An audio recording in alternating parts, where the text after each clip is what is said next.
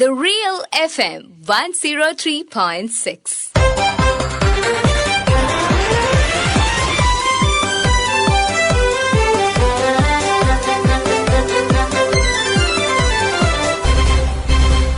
ശ്രദ്ധ.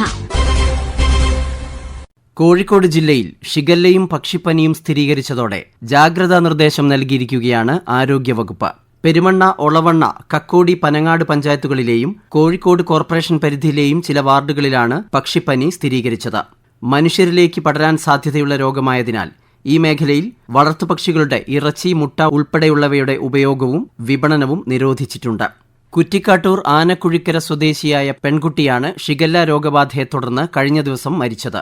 തുടർന്ന് നടത്തിയ പരിശോധനയിൽ 10 പേർക്ക് രോഗം സ്ഥിരീകരിച്ചിട്ടുണ്ട്. 21 പേർ രോഗലക്ഷണങ്ങളോടെ ചികിത്സയിലുമാണ്. എങ്ങനെയാണ് പ്രദേശത്ത് രോഗം പടർന്നത് എന്നതിനെ സംബന്ധിച്ച് പരിശോധനകൾ തുടരുന്നുണ്ട്.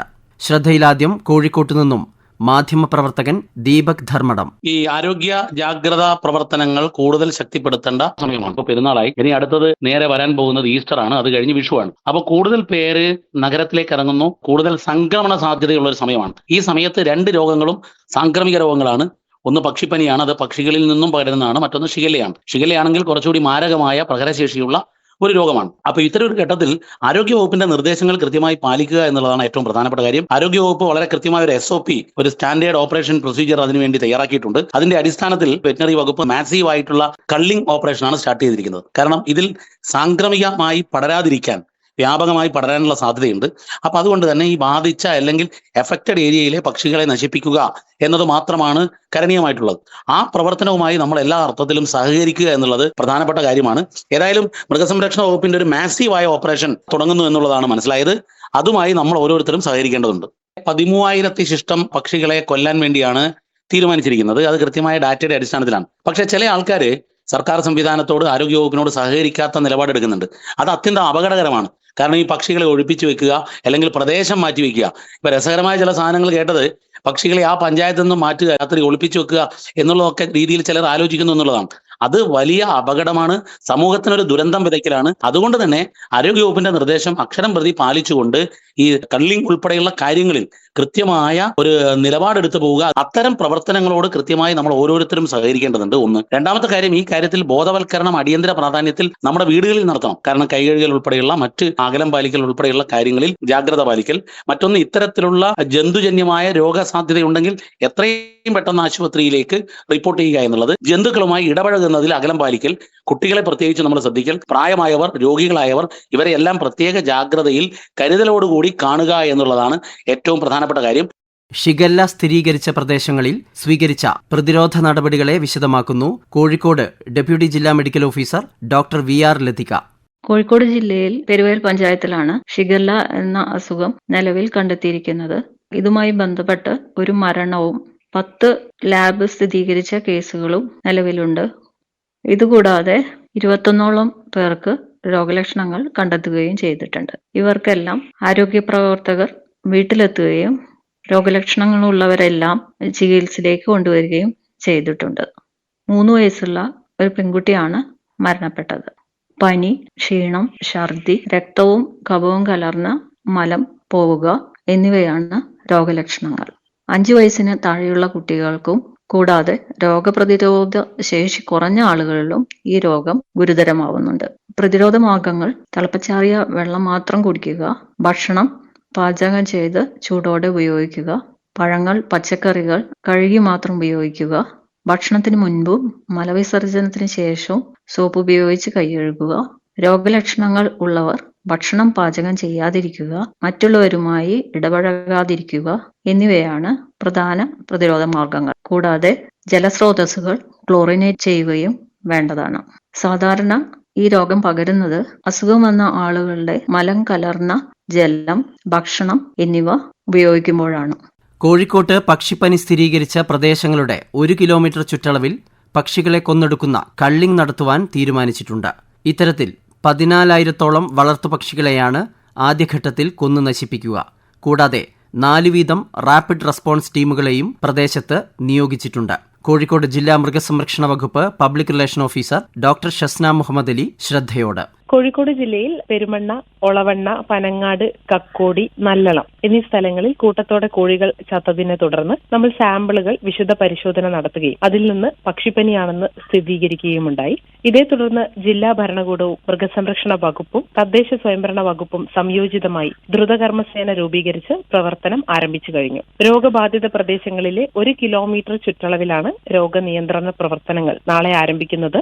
മനുഷ്യരിലേക്ക് രൂപഭേദം സംഭവിച്ച് പടരാൻ സാധ്യതയുള്ള രോഗമായതുകൊണ്ട് തന്നെ ഏറെ ശ്രദ്ധയോടെയാണ് മൃഗസംരക്ഷണ വകുപ്പ് ഇതിനെ കൈകാര്യം ചെയ്യുന്നത്.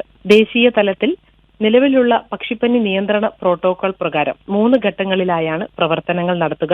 ഇതിന്റെ ഭാഗമായി രോഗബാധിത പ്രദേശത്തെ, അതായത് എപ്പി സെന്ററിന്റെ 1 കിലോമീറ്റർ ചുറ്റളവിലുള്ള വളർത്തു പക്ഷികളെയും കോഴികളെയും കൊന്നെടുക്കുന്ന കള്ളിംഗ് ആണ് ആദ്യഘട്ടം. തുടർന്ന് രോഗം എക്സ്പോസ്ഡ് ആയ പ്രദേശങ്ങളിൽ അണുവിമുക്തമാക്കുകയും അതിനുശേഷം അവസാന ഘട്ടത്തിൽ കള്ളിങ്ങിൽ ഉൾപ്പെടാതെ പോയ പക്ഷികളെ കണ്ടെത്തി കൊല്ലുന്ന മോപ്പിംഗ് പ്രക്രിയ കൂടിയായി കഴിഞ്ഞാൽ RRT ടീം അതിന്റെ കർമ്മ പദ്ധതി പൂർണ്ണമായി എന്ന് നമുക്ക് നിർവചിക്കാൻ സാധിക്കും. രോഗബാധിത പ്രദേശങ്ങളിലെ വളർത്തു പക്ഷികളുടെ മുട്ട, ഇറച്ചി, കാഷ്ടം, ഫ്രോസൺ മീറ്റ്, മറ്റു ഉൽപ്പന്നങ്ങളുടെ ഉപയോഗവും വിപണനവും നിരോധിച്ചിരിക്കുകയാണ്. മറ്റു പ്രദേശങ്ങളിൽ നിലവിൽ നന്നായി പാകം ചെയ്ത മുട്ടയോ ഇറച്ചിയോ കഴിക്കുന്നതിൽ ഭയപ്പെടേണ്ട കാര്യമില്ല എന്നാണ് പൊതുജനങ്ങളോട് മൃഗസംരക്ഷണ വകുപ്പിന് പറയാനുള്ളത്. പൊതുജനങ്ങളുടെ സംശയം ദൂരീകരിക്കുന്നതിനായി മൃഗസംരക്ഷണ വകുപ്പ് കൺട്രോൾ റൂം തുടങ്ങിയിട്ടുണ്ട്. 0495 276 2050 എന്നതാണ് കൺട്രോൾ റൂം നമ്പർ.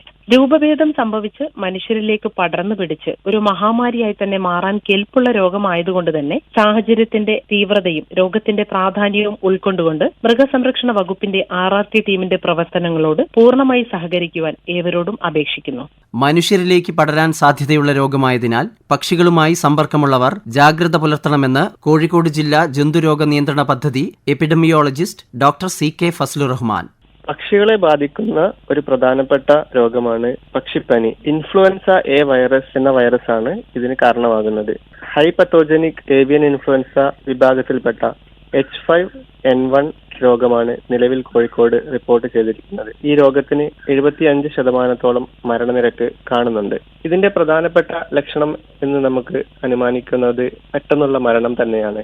ലക്ഷണങ്ങൾ മുൻകൂട്ടി കാണിക്കാതെ ഉള്ള പെട്ടെന്നുള്ള കൂട്ടമരണവും, ശ്വാസതടസ്സം, കഠിനമായ ചുമ, വായ തുറന്നുള്ള ശ്വാസമെടുപ്പ്, നീർവീക്കവും നിറവ്യത്യാസവും എന്നിവയൊക്കെയാണ് ഇതിന്റെ ലക്ഷണങ്ങൾ. തല, കൺപോളകൾ, പക്ഷികളുടെ പൂവ്, താടി ഇവയിലെ നിറവ്യത്യാസങ്ങൾ, നീല നിറത്തിലാകുന്നത്, പിന്നെ മുട്ടയിൽ ഉണ്ടാകുന്ന ഉൽപാദനത്തിന്റെ കുറവ്, നാഡീ സംബന്ധമായ ലക്ഷണങ്ങൾ അഥവാ വിറയൽ, കഴുത്ത് വട്ടം തിരിക്കൽ, നടക്കുമ്പോൾ വേച്ചു പോകൽ ഇവയൊക്കെയാണ് ഇതിന്റെ ലക്ഷണങ്ങൾ. ചിലപ്പോൾ ലക്ഷണങ്ങൾ കാണിക്കാതെ തന്നെ പക്ഷികൾ കൂട്ടമായി തന്നെ മരണപ്പെടുന്നത് കണ്ടിട്ടുണ്ട്. നിലവിൽ കോഴിക്കോട് ജില്ലയിൽ കോഴികളിൽ മാത്രമാണ് രോഗം സ്ഥിരീകരിച്ചിരിക്കുന്നത്. എന്നിരുന്നാലും കാടയെ വളർത്തുന്നവരും താറാവിനെ വളർത്തുന്നവരും മറ്റു അലങ്കാര പക്ഷികളെ വളർത്തുന്നവരുമെല്ലാം ജാഗരൂകരായി ഇരിക്കേണ്ടതുണ്ട്. പക്ഷികളുമായി അടുത്തിടപഴകുന്ന ഫാമിലെ ജീവനക്കാർ, പക്ഷികളെ കൈകാര്യം ചെയ്യുന്ന കശാപ്പുശാലയിലെ ജീവനക്കാർ, പക്ഷികളെ ചികിത്സിക്കുന്ന വെറ്റിനറി ഡോക്ടർമാർ, അനുബന്ധ ജോലിക്കാർ, വീട്ടമ്മമാർ, പച്ചമാംസം കൈകാര്യം ചെയ്യുന്ന പാചകക്കാർ എന്നിവർ ജാഗ്രത പാലിക്കേണ്ടതാണ്.